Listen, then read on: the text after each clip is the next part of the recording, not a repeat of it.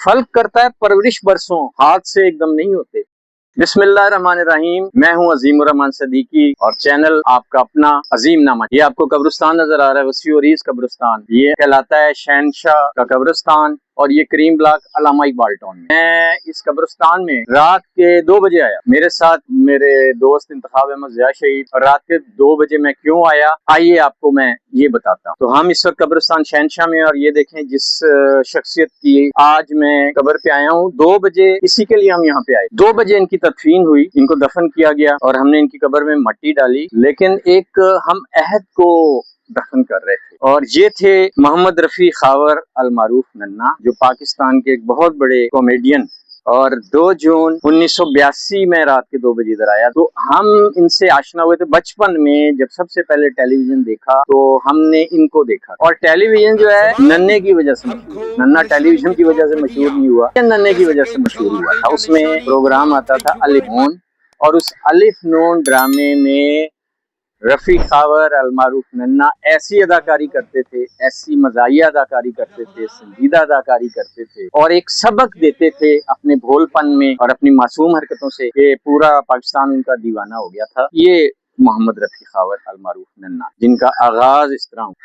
तो आज जो मैं आपको जो बताने लगा हूँ, असल में अजीम नामा का मकसद ये नहीं कि सिर्फ वीडियो बनाई जाए, ये आपको सिर्फ मालूमात दे दी जाए, आपको एंटरटेन की, नहीं, ये हमारा मकसद नहीं है। हमारा मकसद ये कि जो मशहूर शख्सियात हैं, जो कुछ उनसे हुआ उससे हम एक सबक अखज करेंगे, हम एक नतीजा अखज करेंगे कि क्यों इनकी जो कहानी है एक ऐसे इंसान की कहानी है जिसने बड़ी ही जांफिशानी से, जद्दोजहद से अपनी मंजिल हासिल कर ली, और मंजिल हासिल करने के बाद अचानक वो हिम्मत हार गया और उसने खुदकशी कर ली सिर्फ 42 साल की उम्र में। तो ये जनाब बड़ी हैरान कुन कहानी। इनके वालिद साहब बहुत पढ़े लिखे खानदान से। इनके वालिद साहब जो थे वो डॉक्टर थे, डॉक्टर मोहम्मद शफी। इनका ताल्लुक जिला साहिवाल से था। ये साहिवाल से इन्होंने इतनी तालीम हासिल की। उसके बाद ये जनाब बैंक में मुलाजिम हो गए। शौक इनको शुरू से ही था कि मैं ड्रामों में काम करूं। और इनकी शख्सियत आपको पता है कि बड़े भारी भरकम थे और चेहरा बड़ा गोल मटोल सा था। इनको हीरो आने का शौक था और हीरो आने का कोई तस्वर भी नहीं, लेकिन इन्होंने कोशिशें शुरू कर दी। ये रेडियो में जाने लगे और रेडियो से थिएटर की तरफ आ गए, और वो ये इस तगोदों में रहते थे कि मैं किसी तरह जो है ना फिल्मों में आऊं और हीरो आऊं। अब हुआ ये कि एक साफी आया बैंक में, उससे उन्होंने बात की। साफी था मशहूर फिल्म साज शबाब किरानवी का वाकिफ। वो खैर ले गया इनको शबाब किरानवी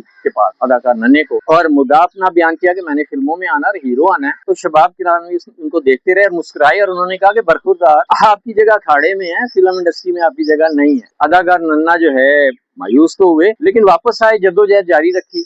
और फिर अलिफ नून ड्रामा में आके इन्होंने जो तहलका मचाया, तो शबाब किरानवी जो कह रहे थे कि जनाब आपकी जगह अखाड़े में है, फिल्म में इनकी, उन्होंने उस साथी को ढूंढा, बुलाया और कहा यार उसको लेके आओ, मैंने उसको अपनी फिल्म में लेना। चुनाचे वो अदाकार नन्ना जिसे शबाब किरानवी ने फारिग कर दिया था, उनको ही साइन किया। पहली फिल्म 1966 इनकी फिल्म थी जनाब वतन का सिपाही। अदाकार नन्ना ने बड़ी पहली फिल्म में जानदार अदाकारी की, और अदाकारी की वजह से फिर वतन का सिपाही भी कामयाब हुई, कॉमेडियन बने। और उस जमाने में मसला ये था, 4 कॉमेडियंस का राज था जनाब उस जमाने में, निराला का, मुनव्वर ज़रीफ का, रंगीला का और अलीजाज। ये थे 4 का। अब इनके मुकाबले में इनको आगे आना किस तरह आ सकते थे, लेकिन जद्दोजहद जारी रही। चंद फिल्में, संग दिल, नौकर वोकीदा, इस तरह की फिल्मों में बहुत अच्छी इनकी परफॉर्मेंस रही। हत्ता कि 2 रंगीले में जबरदस्त तरीके से जो है ना जानने लगे। 2 रंगीला में ये उस्ताद बने थे रंगीला के। फिल्म एक बनी थी दुबई चलो से, फिर कॉमेडियन फिल्मों का राज हो गया और नन्ना जो है फिल्मों की जरूरत बन गए। और उसी दौरान मुनव्वर ज़रीफ का इंतकाल हो गया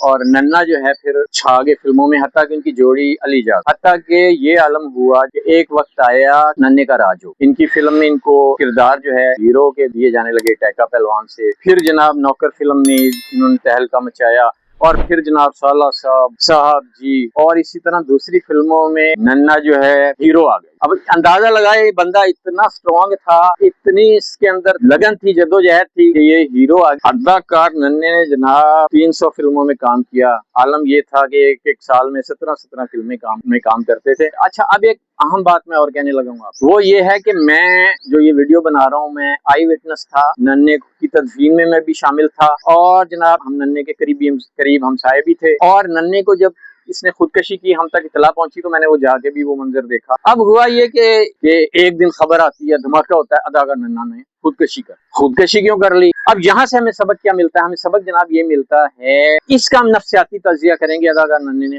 بات یہ ہے کہ جب وہ اتنے عروج پہ پہنچ گیا، تھوڑا سا زوال آیا، اب اداکار ننھا اس سے متاثر ہو گیا. کچھ دوستوں نے بے وفائیاں، کچھ لوگ پیچھے ہٹ گئے اور یہ کمپلیکس کا شکار ہوا. اس کا مائنڈ جو ہے نا، یہ اب نفسیاتی تجزیہ ہے کہ یہ نفسیاتی مرض کی طرف جانے لگا. اب جیسے ہمیں بخار ہو جاتا ہے، سردی میں جاتے ہیں بخار نہیں ہو جاتا، ہمیں زکام ہو جاتا ہے، گرمی میں پھریں بیمار ہو جاتے ہیں، زیادہ کھا لیں تب بیمار ہو جاتے ہیں. تو اسی طرح جب شہرت کم ہوئی، مسائل بنے، تو ذہنی طور پہ یہ بیمار ہونے لگے. اس کو تو نفسیاتی مرض کہتے ہیں. ایک روحانی مرض ہوتا ہے، نظر نہیں آ رہا، ایک جسمانی مرض ہے، اور ایک ہمارے دماغی مرض ہے، نفسیاتی مرض ہے. ننھا اس کا شکار ہوئے. اب غلطیاں کیا ہوئی؟ جو لوگ غلطیاں کرتے ہیں کہ جب انسان دماغی مرض کا شکار ہوتا ہے، اس کو ہم بیماری نہیں مانتے. اب سب کہنے لگے جی ننھا تو جناب بہت عروج میں تھا، تو زوال کا شکار ہوا تو یہ جناب پریشان رہنے لگا. گھر والے بھی جناب اس بات کو، ان کے ننھے کے جو گھر والے تھے وہ بھی تسلیم نہیں کرنے لگے. اگر وہ تسلیم کرتے، اس کو علاج کرواتے، اس کو تسلی دیتے، تو اس فیز سے نکل آتا. لیکن گھر والوں نے بھی کوئی تعاون نہیں کیا، باہر ان کے دوستوں نے بھی کوئی تعاون نہیں کیا. کسی نے بس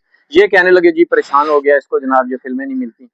اور جناب اگر آپ نفسیات کو پڑھیں تو ایک فیس ایسا آتا ہے کہ انسان کو راحت اور سکون وہ سمجھتا ہے اگر مر جاؤں گا تو ملے. اب کوئی اپنی جان لیتا ہے، تو ننھا بھی اسی فیز میں کا شکار ہوا جب وہ تنہا بیٹھا ہوا تھا. اچھا، ہم جب خودکشی ہوئی تو گئے ہیں، تو وہاں جناب یہ ڈرائنگ روم میں ایک صوفے بیٹھ اداکار نے، اور بڑا عجیب منظر تھا، کیا میں بیان کروں. کوئی ان کے ارد گرد نہیں تھا، کوئی سہارا دینے والا نہیں تھا. اس وقت یہ مرض جناب بہت عروج پہ گیا، اور انہوں نے اس وقت انسان کا دل یہی کرتا ہے کہ بس میں مر جاؤں، خودکشی. اس وقت وہ اپنے قابو میں نہیں ہوتا اور اسے راحت نظر آتی ہے. جس طرح انسان کو اگر راحت نظر آتی، بیمار ہو نا جی، سردی لگ رہی ہو، کوئی رضائی دے دے، تو اداکار ننھے نے بھی یہی سمجھا. تو اس وقت وہ اپنے ہوش میں نہیں تھا، بالکل حواس میں نہیں تھا، اور اس نے اس وقت راحت اسی میں محسوس کی. وہ بالکل جناب سمجھ لیں کہ کام انسان کی سوچ سے ختم ہو گیا تھا.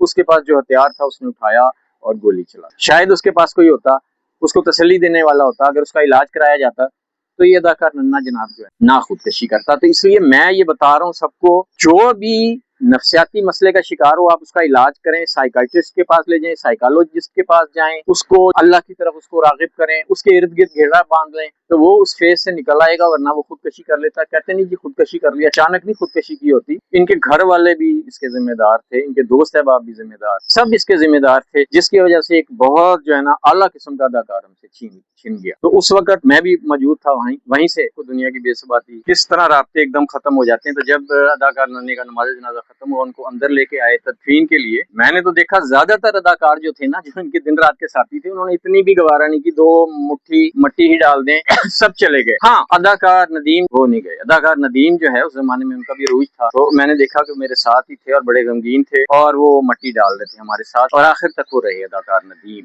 زیادہ تر مٹی ڈالی تدفین کی وہ ان کے ننھا مرحوم کے جو تھے نا جی پرستار. تو اداکار ننھا دنیا چھوڑ کے چلے گئے 2 جون 1982. اور یہ دیکھیں جی ان کی والدہ کی قبر ہے، حاجن کنیز فاطمہ زوجہ ڈاکٹر محمد شفیع مرحوم، اور والدہ محمد رفیع خاور. 18 سال جی ہیں، ننھے کے بعد 18 سال زندہ رہی ہیں. اور یہ والدہ کس طرح زندہ رہی ہیں، کتنی اذیت سے یہ زندہ رہی ہیں. جب اداکار ننھا وفات پا گئے تو ان کا خاندان چلا گیا تھا یہاں سے. اور پھر یہ بھی بیڈ لک ہوئی کہ پچھلے دن ان کے 2 ہم دیکھتے تھے بچے ان کے یہاں پہ. بہرحال اس ویڈیو بنانے کا مقصد یہی ہے کہ ایک تو ہم نے بتایا کہ ننھا کتنے عروج پہ پہنچا اپنی سٹرگل کے ساتھ، لیکن اس کو وہ سٹرگل کو برقرار نہیں رکھ سکتا. اپنے ذہنی طور پہ وہ بیمار ہو گیا، نفسیاتی مرض کا شکار ہو گیا، اس پہ قابو نہیں پا سکا، اور پھر اس کا جو ہے نا جی اس نے یہ خودکشی کر لی. اس چیز کو سارے پیش نظر رکھیں، اور یہ بڑا اہم پوائنٹ ہے اس کہانی کا. اس کہانی کو پیش نظر رکھیں. اداکار ننھا کو جی ہم خراج تحسین پیش کرتے ہیں اس حوالے سے کہ یہ بہت اچھے اداکار تھے، اور بچپن میں جو ہے نا ان کو الف نون، بلکہ ٹی وی کو ہم نے الف نون کے ذریعے جو پہچانا. اللہ تعالیٰ ان کی بخشش کرے، اور آپ سب سے بھی گزارش ہے کہ آپ بھی اس دعا میں شریک ہو جائیں. اعوذ باللہ من الشیطان الرجیم، بسم اللہ الرحمن الرحیم. اللہ پاک سب مسلمانوں کی بخشش فرما، اور محمد رفیع خاور المعروف ننھا اداکار، ان کی بھی بخشش فرما، ان کی والدہ کی اور سب کی بخشش فرما. آمین ثم